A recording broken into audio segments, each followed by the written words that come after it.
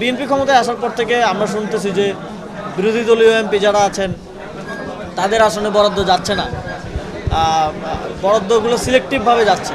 আমি আসলে ওনার এই বক্তব্যের পরে আমি একটু খোঁজ নিলাম যে, কারণ ওনাকে আমরা চিনি না, যে তো একটু খোঁজ নিলাম যে ওনার এডুকেশনাল কোয়ালিফিকেশন কী। তো আমি জানতে পারলাম উনি অনেক কষ্টে এসএসসি পাস করেছেন। না আসলে এটা হয় কি, যখন কেউ নিজে ফেল করে কাজ করতে তখন সে অন্যদেরকে দোষ দেওয়া শুরু করে যে এটা করছে, ও এটা করছে।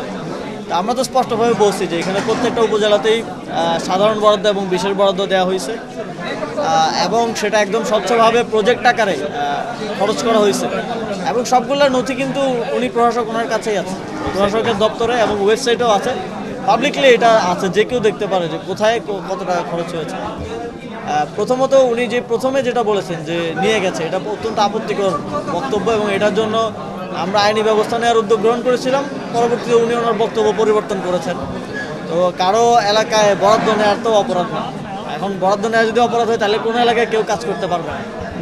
আর আমি যেটা বলেছিলাম যে বিশেষ বরাদ্দ এবং সাধারণ বরাদ্দ প্রত্যেকটা মানুষের এলাকাতেই গেছে, প্রত্যেকটা আসনেই গেছে, প্রত্যেকটা উপজেলাতেই গেছে। এখন বিএনপি ক্ষমতায় আসার পর থেকে আমরা শুনতেছি যে বিরোধী দলীয় এমপি যারা আছেন তাদের আসনে বরাদ্দ যাচ্ছে না, বরাদ্দগুলো সিলেক্টিভভাবে যাচ্ছে।